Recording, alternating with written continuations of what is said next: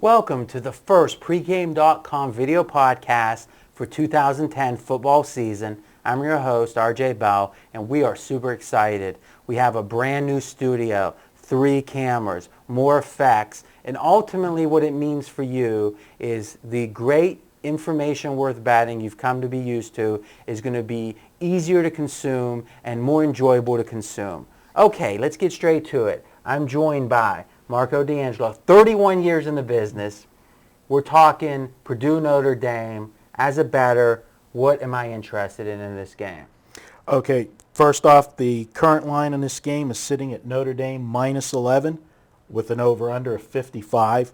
This game had opened up at various places anywhere from minus 10 to minus 12.5, but it has settled in at minus 11. The earlier opens, it opened in Vegas at 10, but the thing is these days in Vegas they're usually waiting for the sharp offshore books, Chris and Olympic most notably, to open up, let the wise guys bet into that first. Because if you're a wise guy that has a strong opinion, let's say you love Purdue in this game, and you see a nice double-digit number like 12.5, you're going to get excited and figure, hey, I'm going to bet this thing right now. Line drifts down.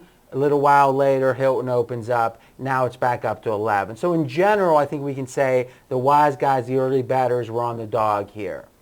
Absolutely. And again, just to preface that the first week, this is the only time of the season that the lines will be out this early. These were out 6 to 8 weeks. So 6 to 8 weeks, these lines have been touched up. Now, what was interesting, Jimmy Vaccaro this week mentioned that except for the Vikings, now this is NFL, no NFL line has moved more than a point, and they've all been up for 8 weeks. So if you want to talk about the tightness factors, remember, a line moving is a sportsbook saying, we don't really know what the line should be. You're going to tell us by your betting. Because sometimes, especially in the NFL, bettors will bet, and that line won't move because the books are very confident in their number.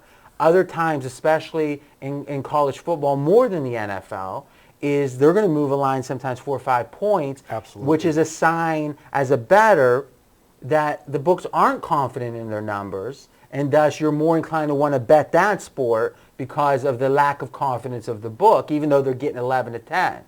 So a lot of these college games have had significant movement over 6 weeks. Here we're looking from 12.5 to 11, so modest movement. And the other big point here is there's a lot of excitement in Notre Dame this year. They've got a new coach. Charlie Weiss is out. And Notre Dame, we've talked about it numerous times on this show in all sports. There's certain teams that have, like your favorite word, marqueeness, that are going to have an adjustment in the line just because Vegas knows public perception is going to go to that side. And that's the point. A line is supposed to split the action. And there's a lot of Notre Dame alum out there and a lot of big fans that are going to bet Notre Dame every chance they get, or they're going to bet Notre Dame more times than they're going to bet against them, and thus there's a premium. The Cowboys, the Lakers, Notre Dame, these are some high state, these are some of the more likely a team is to be on TV, the more likely there's going to be a premium in their line. So in general, I look to fade those teams, look to fade Notre Dame. Now, it seems like we have a classic case of a first-year coach at Notre Dame and the flip side, which is a second-year coach, which both of them are a handicapping factor. So first, let's talk about the handicapping factor that a first-year coach is. When you have a new coach come in, one of the things that you got to look at is whatever program he came from, what is he bringing to the new place? Is it an offense? What is he bringing? So system-wise. System-wise. Is it a similar offense? Because you've got to remember, when he comes there, he's going to bring his style, but he's working with the old coach's players. And if the other team was running a totally different offense, you might not have the right personnel to run your offense. All right. So here is a takeaway, is the fact that first-year coaches typically get the fan base more excited. The other coach, now there's exceptions. Tom Osborne retires. there's going to be a sense at, the next year at Nebraska that things are worse. Right. But most of the time, the coach doesn't ride off into the sunset with a parade. Most of the time, the coach is getting fired or forced out. So thus, whoever it is that they bring in, there's more excitement. In general, that means more betting on that team. You listen to Mike and Mike, for example. Golick is a Notre Dame alum. His son's at Notre Dame, if I'm not mistaken. He is so excited about Kelly. Now, that means more betting, so more marqueeness, more premium. But in truth, the performance on the field is worse for a first-year team because of all the disruption. There's a new system most likely, new trainers, all the way up and down the whole apparatus of this team, disruption. Now, you make a great point, and we can talk about it specifically with Notre Dame. All disruption is not created equal. Sometimes if it's a very different offense, the disruption's massive because the player personnel don't match up with the system. Now, specifically in the Notre Dame case, how would you assess the disruption factor when it comes to system versus personnel? With what Charlie Weis was running at Notre Dame, a pro-style offense, Kelly was running a similar offense at Cincinnati. So that's going to give them a leg up on not missing a beat. The only thing that they'll have to do is obviously, they're going to have a disadvantage this year replacing their starting quarterback, but the system's going to be in place. New coach, new quarterback, new system. Though it might be a similar system, a new system. That all looks to fade. Now, flip side.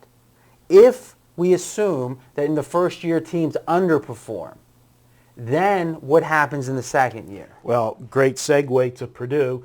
The coach for Purdue, Danny Hope, took over for Tiller that had been at Purdue forever. Last year was the first year. Purdue underachieved a little bit. You've got to expect an improvement. And any time a coach comes into a program, generally they always talk about a 5-year plan, how each year there's an improvement. But as a bettor, we've got short memories. The bettors only going to remember. Or the losing bettors. Or the losing bettors have short memories. If they lost with a team last year, they're going to think, the Purdue program's going to go start to fade because Tiller's gone. Where in essence, you're going to see an improvement. You should see an improvement the second year just for the continuity factor, and they could be an undervalued team early on in the season. Now, what was it, 7-8 years ago? What was the coach? There was a coach that went out to the WAC that was at Purdue, and then they went out to the WAC. Or was it vice versa? It went, I'm having a mental block. No, my friend was coaching at Wyoming at the time, and that's why so it was Tiller, I think, went from the WAC, right? Where did he coach at before? It was Wyoming, sure. right? It could have been. That's it. That's what it was. Anyway, that's off subject. All right, so with that second-year coach, because of the likely underperformance the first year, now the bettors are sick of him. Oh my God, you loser. This guy's not going to really turn this team around. And this is just when the team is going to start showing, if it's a good coach, going to start showing progress when they're most undervalued, which means great value. Right. This is all, again, getting in front of the market. As bettors, we're trying to find the value before Vegas makes the adjustments. And in this situation, Purdue could be an undervalued commodity. All right, so let's dig into your projections on the game. For this game, Purdue going into Notre Dame, it's going to be tough for them to win there. Notre Dame will get the win, but I don't think they're going to have the big blowout. I have the game, my projected score is Notre Dame 28, Purdue 20. I will say this, if it is in the fourth quarter and they have an opportunity and Notre Dame's up 7, I would not expect Kelly. Now, wait a minute. You know something? This isn't fair. You had the 28-20 projection. Mm-hmm. Then before we taped, we were talking about my opinion. You're trying to step on my opinion here. Yeah, but I think... No, I can't believe that. I'm the host. You're the host. But what the audience doesn't know is this is our fourth take, and it actually was my thought first, then it was RJ's thought in take 2. You're crazy. But go ahead. Here's the thought of the CEO is... I agree. There's value on Purdue, and the first year, second year, I think is key. Fade Notre Dame is key. We're a 1.5 or so off the open. We've lost that value already. And number 2, if there's one time this excitement, this emotion is going to make a difference. It's going to be this first home game. And Purdue is a team they play every year. This is a rivalry. I think that not only will the emotion play a factor, I think the likelihood of Notre Dame being motivated to get that second touchdown to go up 14 late if they have the opportunity is going to be higher than normal. And both of those make me think this is a good number. I certainly don't like Notre Dame, but if you would have asked me 6 months ago, if you have Notre Dame with a first-year coach against Purdue with a second-year coach and blah, blah, blah, I'm going to love the dog more times than not. This is a rare time I think the number's right. And it's pretty important to remember the number's right most of the time.